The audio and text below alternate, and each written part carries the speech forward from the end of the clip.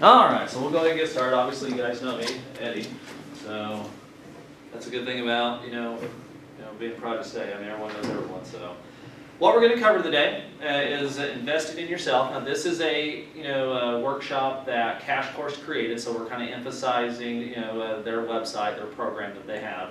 We have used Cash Course in the past. I like their website because they have a lot of good information on there. Especially they have worksheets like on how the budget. They got templates that you could use. So kind of throughout this PowerPoint, they will be highlighting some of those things that you can use on their website. So so some of the things that we're going to cover is that about recognizing the value of financial education, which I think is important. I mean, most of you in college should have an idea about budgeting to some degree. I mean, because when you don't have a lot of money, not that you have a lot of money in college, every penny counts. So how many of you, for example, have had to live pretty close on your budget, not deviate too much? Yes. So give me an example. I love examples because every example that you give me, there's a probability that someone that's watching this has probably gone through that. So what is an example of you, kind of living on your budget? I had to stay in school over the Christmas break, and turns out the cap wasn't open, so I had like $5 to eat for a month. Okay, what did you do? A lot of ramen noodles. Yep. A lot of ramen. Yeah, I remember back in the day, I ate a lot of ramen noodles, and just to make it a little bit more interesting, I would buy some Polish sausage. Now this was at Save-A-Lot at the time. Back then it was $2.99 for a pack of 16, and so I would chop them up and I'd put it in the noodles. Right. That was my deviation. You have protein with the corn. And until it's not healthy, but a lot of sodium, and so but you find ways to make it work so you can go to school. And so I think that's kind of the key, and that's really a big part of Cash Courses, that they're helping you trying to find ways in order to be a little bit more frugal, budget, so you can manage things. I mean, that's one of the biggest threats most students face is financial. I see it all the time. People have to maybe take a semester or two off because they have to go back and they have to work. Maybe you have to work full time, whatever it is. And so I think being able to budget, be frugal, and just try to penny pinch will help you. Kind of stay in school a little bit longer. Because I mean, you may be encountering that yourself, working a lot and going to school, or maybe you have family, and you have kids, and you're trying to, because it's expensive. They have a lot of things at school, that they want you to have to buy, and it adds up. And so it's just like trying to figure out a way. How do I go to school? How do I work? How do I pay for my kids? Trips or whatever they're going to do, or pictures. Pictures are crazy. I don't know if you've encountered that, Amanda. I don't know if you've got. Oh yeah, school pictures are crazy, and then they're not even that good anymore. So I found a really good local photographer that she will do like a family session for like $20-30, and we'll have an hour, and she does really well. She does only like 10 shots, and we're not there for an hour, but we pay her for an hour. But I mean, it's way better to have those pictures and have school pictures that are way more expensive and they're not good. So you find ways. You find ways to make it happen. And so utilize the wealth of information at your fingertips. That's really emphasizing about what Cash Course has, all the different templates and things that they have. I like their program. It's called Budget Wizard. It's really good.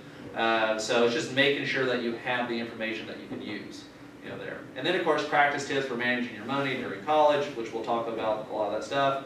Establish a budget and track your expenses. How many of us actually do that? Actually track all the money that we make and all the money where it goes. Kind of. Not you, Nate. Okay, but that's okay. Well, but both of you do. Okay, and I mean, honestly, I pretty much do the same thing. I want to know where it's going. I just have to know, I guess. Okay, so now one of the things that they emphasize with Cash Course, and I've seen this in various formats, but they call it the SMART goals model, and that is when you are trying to determine what you want to try to get, like financial wise, if you're budgeting for something or you set a certain goal, they want you to look at this. They want you to be able to answer these. So the S is specific. So whatever you're gonna your goal is, you want to be very specific in your goal. Same thing with, the M is measurable. You have to be able to measure it. How do you reach that goal? How do you measure that you're accomplishing that? And then of course attainable. you do have to make sure that you can actually get that. Realistic, same category. I mean, I see some people say, I want to go on, a cruise. It's going to be $5,000 or whatever. We'll say. Cruises are not fun. No. So I'm throwing crazy numbers out there. But whatever that number is, you've got to be realistic. Can you actually save that much, for it? And so, because you may not make enough money to actually go on that cruise. So how do you achieve it? How are you going to be able to do that? And I've seen students in the past, they, will take out student loans to go on these expensive trips. They do that. It's not the plan I would have for them, but hey, it's not my money. They can do what they want. But you do see that quite often. Because I look at it as, most of us have to take student loans at some point, while we're going to school. Most of us. I especially encounter that in graduate school. And sometimes you have to take some in order to help pay bills to kind of balance everything out. But I do see a lot of times students will go out there and they will buy some really expensive stuff. And so I don't know if that's really realistic in what they should be doing. And then also, the T is, for time sensitive. Maybe there's a deadline when you have to have this done by. So really being able to plan things out, make sure that you have it paid off by a certain time. And so I see this often a lot of times with college. Sometimes you have to pay a little bit of out of pocket. I see this often in the summertime. That they need to take a couple classes. They didn't have Pell, even though they made this change here recently. So I'll let you know that you do get Pell in the summer now. They made the change, but most of the time they don't, and so they plan that out. I used to do that in the summer myself. I would take whatever money refund check I would get from my Pell and my scholarships, and I would try to put back a little bit of money so that way it would help pay for my summer. And then you can always do payment plans and pay the difference, but I'd always like being able to try to pay it off with that extra scholarships that I got. So, just making sure that you plan things out there, being realistic. Okay, so some short-term goals, and I'm going to ask you if you have some of these for examples. So, a spring break trip. Some students like to go on a spring break trip. How many of us go on spring break trips? Yeah, I was here for my spring break. Okay. I hear some people, man, they're like, oh, I'm going down to Miami. I'm going, man, that's nice. I know, And so, Padre. yeah. So the question is how do you pay for that trip? And so sometimes I have students, that tell me that they started saving, that last summer. Just putting a little bit back each time so they can go on that one nice trip. So that's not bad. And now, honestly, some of these students are saving back, way in advance. I don't know if it's really a short-term goal. If they're planning like a year in advance, hey, we're going there next year, but they're saving. Smartphone, tablet, e-reader. How many of you are saving up for a new tablet or a smartphone or anything like that? Now you're IT, so I always want to say IT, but I think you take that as a offense there. Well, my degree is technically IT, but Okay. it's not IT. Okay. So what are some short-term goals? Because I know that you like technology, so what are some things that you do when you want to upgrade to a new phone or whatever it may be? I usually just buy it on Craigslist. Okay. I never get new stuff anymore, Okay. but I usually save up from a couple paychecks. Okay, so that's a short-term goal. Save up a couple paychecks. Try to find a place where you can get it where you're not paying full retail price. Okay. Study abroad. Who is going to maybe do a study abroad one day? Anyone? I want to, but I just don't know the process to it and how to go about it. Okay. Think it's gonna be fun. Okay. Well, we can talk after class if you ever want to know about that, because they Absolutely. do offer scholarships Okay. for those. So keep that in mind. But I have a student right now who's going to be doing a study abroad in May, and they have been putting a little bit of money back, because one of the things that they're going to encounter, which you don't really think about, is that she's going to have some issues with phone service there, because it costs a lot if you're in another country and you don't have the right phone plan. And so she's trying to figure out, okay, what am I going to do on that? Do I just get maybe a phone card and I can just call back using that on times, or so there's little things that you don't even think about, when you're trying to prepare for one of these study abroad trips. You also, if you don't have a passport, that costs money, and it's not cheap. I want to say it's close to $150 nowadays, 150, 140, 130, something like that. It was, when she told me how much it was, I was surprised, on how much that really was. And so if you're a college student and, every penny counts, yeah, you may have to save back some money, some short-term, goal of just being able to pay for your passport there, unless you have 150 that you can just spend at, you know, at any time. And so off-campus housing is another short-term goal. How many have thought about that? Next semester. Next semester, okay, so what are you gonna start doing to prepare for it? I actually found a place where I want to move to. I actually have a couple of choices where I want to move off campus to. I already started saving, and Okay. the first thing I was thinking about was the deposit and the first month rent. Yeah. So as long as I have that, you know, then I can worry about what the next payment would be, you know, the next month rent, whatever. However, I'm also having a roommate, so I Okay. don't have to like pay too much for, you know, just an apartment. So that is always good. I mean, have that roommate where it splits some of that Right. cost, unless they're not reliable, so. That's another thing. Yeah. Yeah, cross fingers. Okay. How many of us are looking to maybe get a new car, or I don't know how many of you want a bike? I don't know if I'd be going with the bike route, but I mean, you never know. So how many of us are looking about possibly getting a new car in maybe the next 6 months to a year? Hopefully summer break. Okay, so you got a lot of expenses that are coming up I here. know, and it's just like, oh gosh. Yes. So it's really going to be planning ahead, finding out a system that you can create where you can like maybe have a car fund, or maybe you can have a house fund where you put a little bit of money back, you know, for your rent. You know, but I would actually separate these things. I've always used, and this is kind of old school, I don't know if any of you even do this, but the envelope system. That's just something I like. That's just me. Now Amanda's shaking her head yes, That's so the best system. I love it. How do you?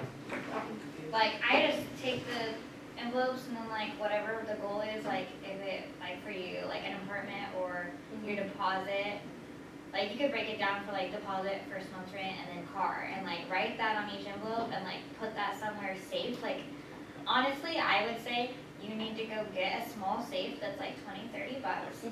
Put it in your closet or somewhere you feel like nobody's gonna get into it, or put those envelopes in there, and every time you have a little bit of money, like you could evenly divide it up or choose which envelope you wanna put all the money in. And I tell you, that's exactly what I do. I have a little safe, I have envelopes, I do that for my weekly budget, like the cash that I wanna use for that week. Because I try, if I use cash, it typically makes me a little bit more accountable versus just swipe the debit card and move on. Yeah. And so I do it that way, and I just build it up. Now, once it hits a certain point, maybe I'll put that in the bank, depends on how much it is, you know, but I just like doing that. I've always have, I mean, I've done it for as long as I can remember. And I think it's easier to put it in a safe because you're not constantly touching it, so you Yes. forget it's there. Right. Absolutely, absolutely.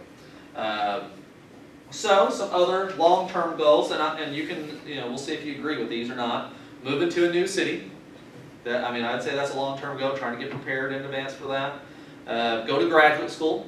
You know, if you are, I mean, honestly, I'd say if you're a junior, you should be thinking about graduate school at that point. You know, especially if your degree is really going to need, if you're really going to need to go into, you know, to the graduate program with your field.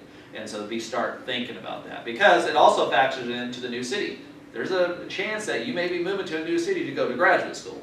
And so you want to start kind of getting an idea about, okay, what type of housing am I going to, you know, am I going to be on campus? And one thing to keep in mind is that on some of the bigger universities, they have more campus options. So the college that I went to, they had married student housing. And so, and you didn't actually have to be married. If you had kids, you could also, you know, be there. It's a lot cheaper, you know, versus, you know, getting your own place. I remember when my wife was going to school, now this is, you know, early 2000s, we were paying $275 a month, all bills paid, for a 2-bedroom. Dang. Yeah. That's right. Now this is like 2001 range, so I mean, it's higher now. But when I transferred in 2004 to the university where I went, we were paying $300 a month. So, I mean, they're not nice. They were not nice apartments. They were just plain ordinary, but I mean, they were always all bills paid, which made the difference in my opinion. And so it's preparing for that. You know, looking into the graduate school program, see what type of housing options that they have, see if it's a better deal staying on campus versus off campus. You can join the Peace Corps or AmeriCorps. I don't know if that's even an interesting thing for you, but travel to, you know, in the United States or abroad, you know, get an internship, because I will say sometimes that costs.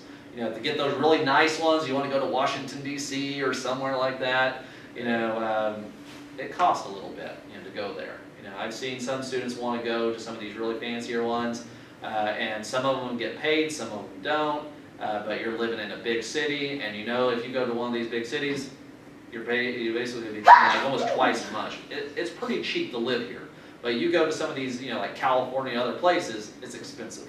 I remember my sister was when she lived out in California. She didn't have a very nice place. I mean, it was average, but it was like $1,400 a month. You know, I mean, it wasn't even that nice. And so it's expensive. You know, I mean, it wasn't ghetto by any means, but I mean, it was. I just couldn't imagine, you know, paying that much. So some things that you need to do, you know, when you're setting those goals, is step one, you know, determine the actual cost of your goal, whatever it is, whether it's a car or, you know, you want to study abroad, you need to know the actual amount. And I would always say factor it higher, because you never know about what something could come up, you know, in addition to it. So always go a little over, in my opinion. Step two, divide the total cost, you know, of your goal, you know, of the number of months, you know, that you want to basically able to achieve that goal. So, you know, if you want to get a car in 12 months and you're going to spend, you know, whatever amount it is, let's say, you know, $2,400, you got to determine how much money you need to save. You know, so chances are you need $200 a month that you need to be saving back every month in order to get a car like that. Now, I can tell you, can you really get a really nice car for $2,400? You know, I mean, maybe, maybe not. I mean, anytime you buy a used car, you're buying someone else's problems. Now, I tell you, I always buy used cars. You know, and I always generally end up having to spend, it seems to me, like another $500 or $600 in addition, you know, trying to get that car up to where I want it. Whether I got to go buy new tires or whatever, you know, may come up. And so you just want to factor, you know, that stuff in, you know, when you were setting those goals, time frame. Ask yourself if you can realistically save the amount of money each month.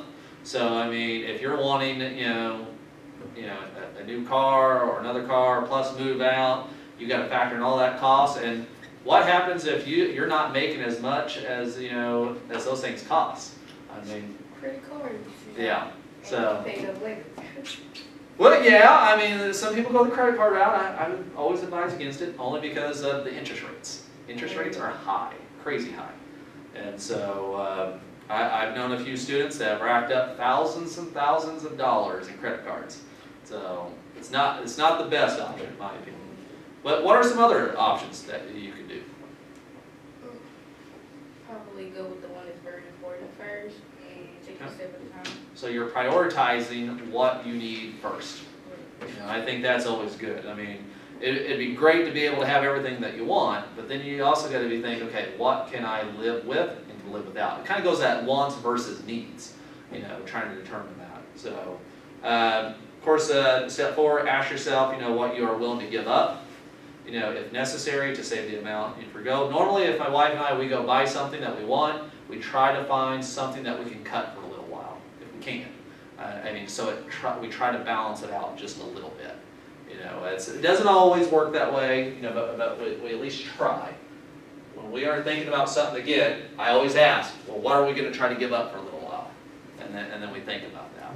Maybe it's not eating out quite as much, you know, for a little while or something like that. So, they did a survey. You know, it said nearly 70% of the 25,000 correspondents of this 2012 survey reported facing difficulties in covering monthly expenses and paying bills. How many of us would agree with that? Do we have a hard time a little bit at times making sure that everything gets covered? Yeah. You know, a little bit of stress that goes with that. It says the majority of Americans do not have a rainy day fund, you know, set aside. You know, so like that financial emergency, the emergency fund basically. Would you agree with that?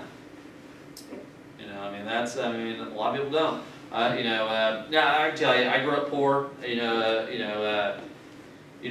never had money growing up. I mean, it was always a struggle. And I remember, you know, when I was 18, I became really frugal. I mean, I saved, you know, because I didn't want to be put in that situation.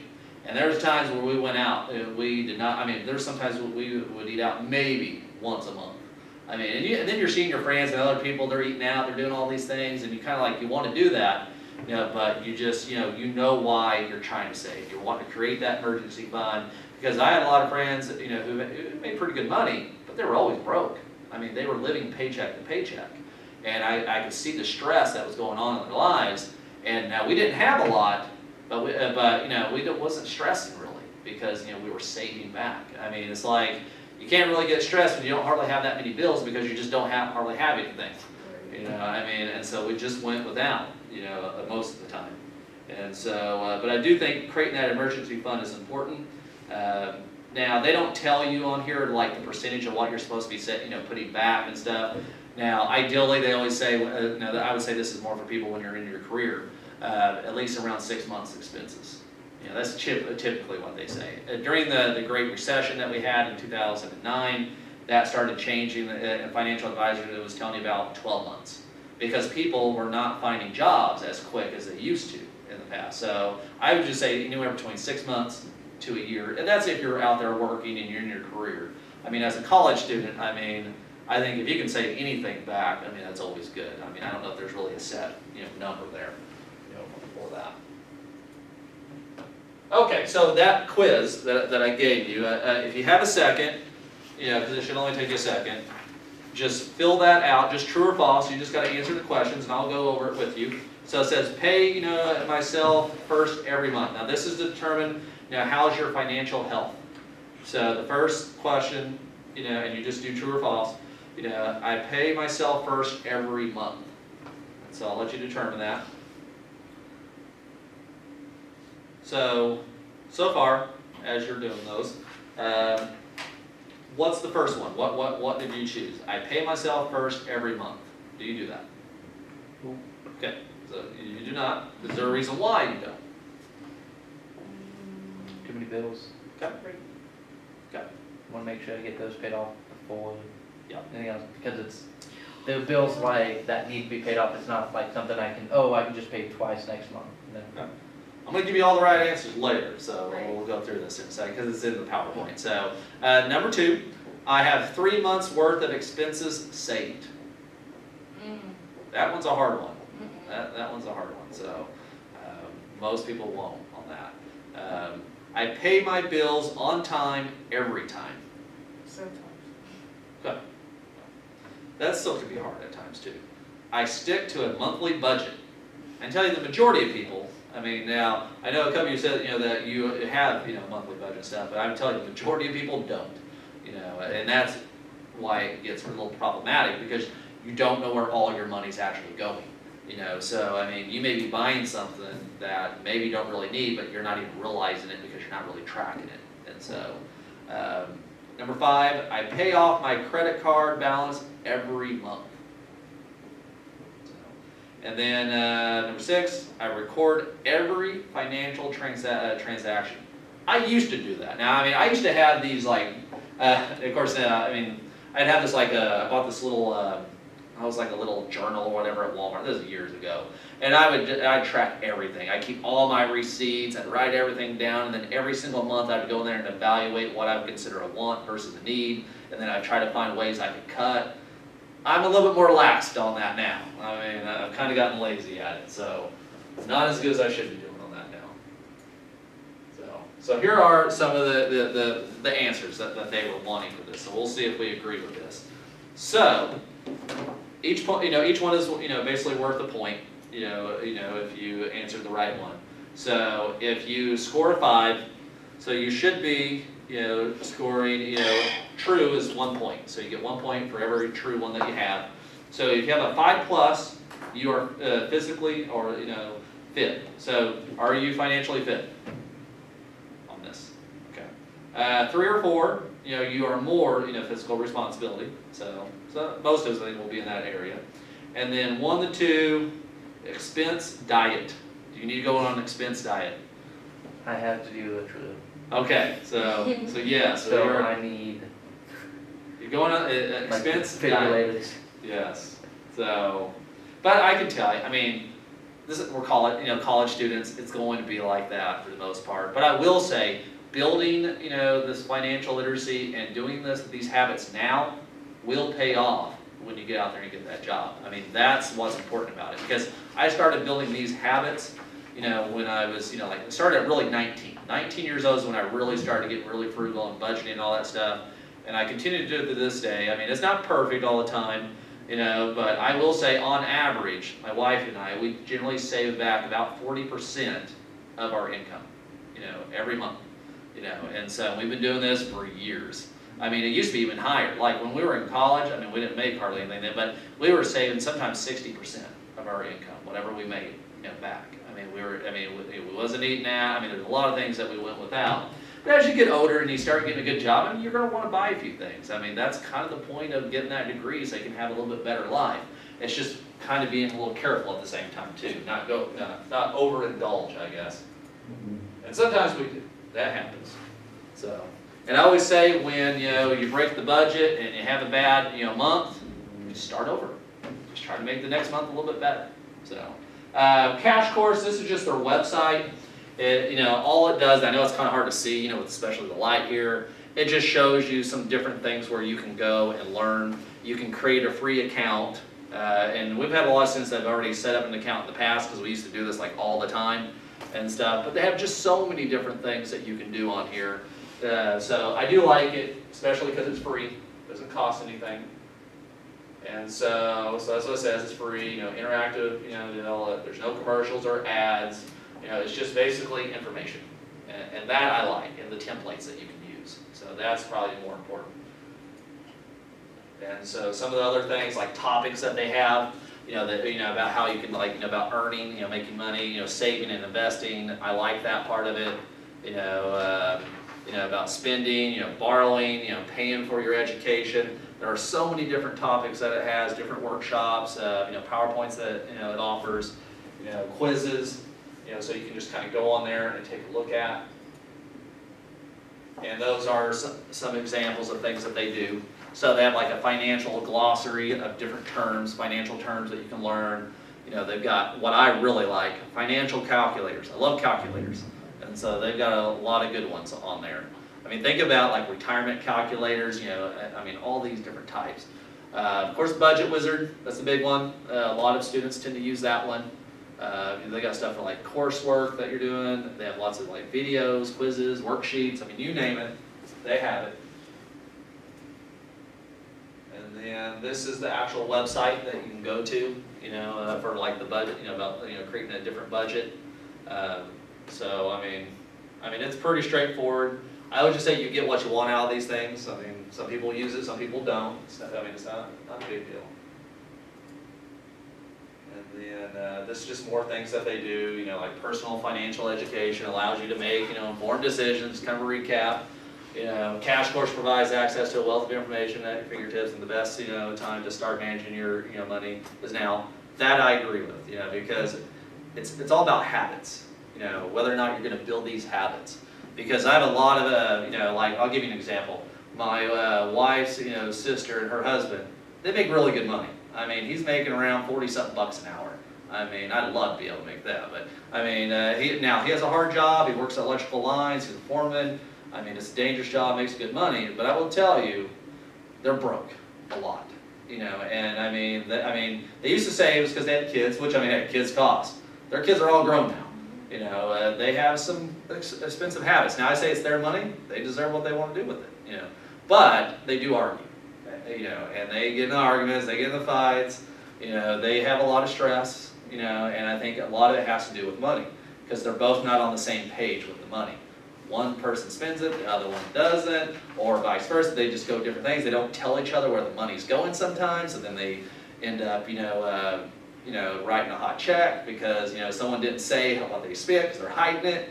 I mean, it becomes very problematic. And I can tell you, there is times when he can get $20,000 and $30,000 a year just in overtime.